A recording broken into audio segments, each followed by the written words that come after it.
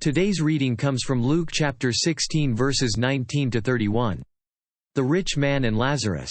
There was a certain rich man, which was clothed in purple and fine linen, and fared sumptuously every day.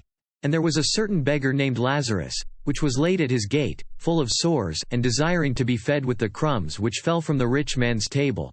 Moreover the dogs came and licked his sores.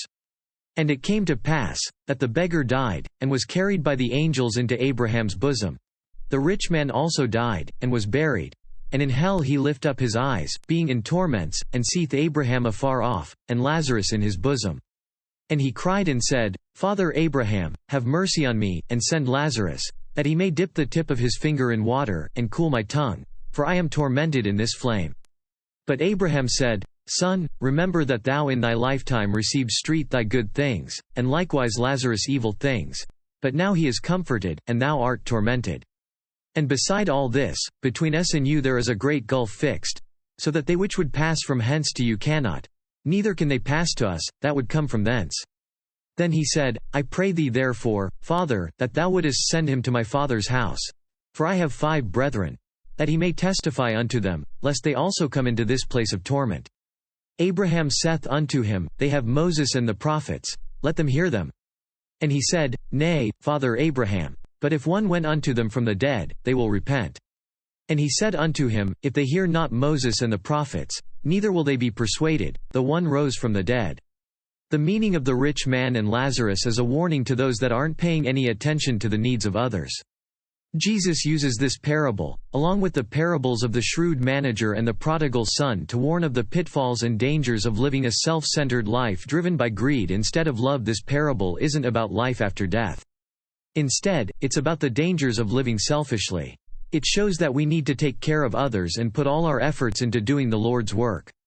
In this parable the rich man had no name, rather, Jesus made it clear that this man is living a worldly life and not a godly one. In contrast, the only thing that adorned Lazarus's body were sores, in which the dogs licked, and all he had to eat were the scraps that fell from the rich man's table. The rich man showed no sympathy towards him. The only thing that Lazarus had that the rich man didn't have, was a name. Upon their death, the rich man was given a proper burial, while Lazarus' body was tossed aside into the city dump, Gehenna. In the afterlife, their roles become reversed. Lazarus's soul is now living in luxury at the side of Abraham, while the rich man's soul is living in torment. While in hell the rich man tries to seek forgiveness and begs for mercy. He asks for Lazarus to be sent to hell to serve him. That might seem like a rather strange request, but his intent is clear. The rich man wants Lazarus to once again be in a place of servitude. He wants Lazarus to bring him water so he can be comforted. The rich man wasn't thrown into hell because he didn't believe in the teachings of Christ.